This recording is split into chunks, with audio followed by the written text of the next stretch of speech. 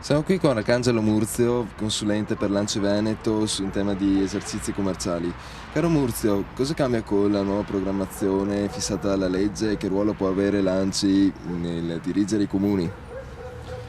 Sì, stiamo parlando ovviamente della legge regionale 29 del 2007 che ha dato un taglio e indicazioni di programmazione per gli esercizi pubblici con un tutto nuovo e soprattutto con indicazioni molto importanti rispetto al passato.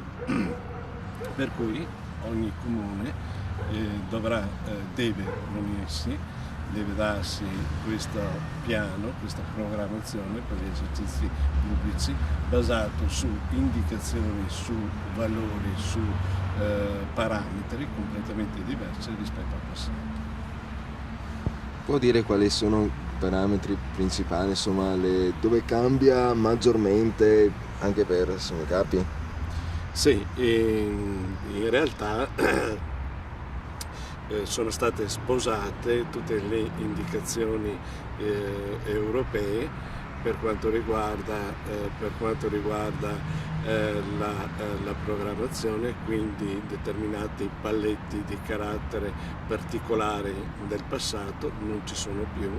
Ora parliamo di sostenibilità di determinati interventi sul territorio, la criticità ad esempio di certi interventi che non dovrebbero essere fatti, sul valore che si basano soprattutto sulla comunità e di un miglioramento della vita della comunità stessa. Può fare qualche esempio?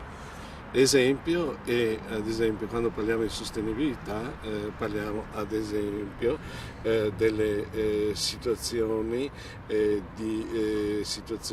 di traffico, e quindi se il territorio può sostenere determinati insediamenti che vanno ad aumentare il traffico, oppure di altri fattori come della rumorosità e delle situazioni di disagio che viene messa alla comunità stessa.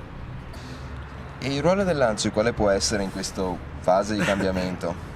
Beh, l'Anci rappresenta tutti i comuni sul territorio regionale e i comuni si trovano sempre in prima linea su tutti i cambiamenti e su tutti gli interventi che vengono fatti. Per cui il ruolo dell'Anci è fondamentale. L'Anci ha messo insieme una squadra che opera, che assiste i comuni e anche nella formazione dei piani, dà suggerimenti, dà soprattutto consulenze ed è aiuto amministrativo a tutti i comuni che ne hanno bisogno. Perfetto, ringraziamo il dottor Murzio qui a Anci Veneto.